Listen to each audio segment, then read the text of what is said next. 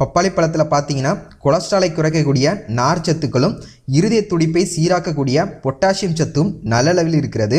So தொடர்ந்து பப்பாளி பழத்தை சாப்பிட்டு வரும்போது இருதயத்தில் கொழுப்புகள் படிவதையும் தடுக்கும். இதன் மூலமாக இருதயம் சார்ந்த பிரச்சனைகள் வருவது தடுக்கப்படுவதோடு இருதயமும் ஆரோக்கியமாக இருக்கும்.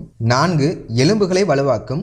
வைட்டமின் கே மற்றும் வைட்டமின் சி குறைபாடு காரணமாகத்தான் எலும்பு சம்பந்தமான பிரச்சனைகள் வருவதுண்டு. ஆனால் இந்த பப்பாளி பழத்தை சாப்பிட்டு வர அது எலும்புகளில் கால்சியம் உறிஞ்சும் திறனை அதிகரிக்கும். இதன் மூலமாக எலும்புகளும் வலுவாகும். எலும்பு சம்பந்தமான பிரச்சனைகள் வருவதும் தடுக்கப்படும். 5 கேன்சர் வராமல் தடுக்கும்.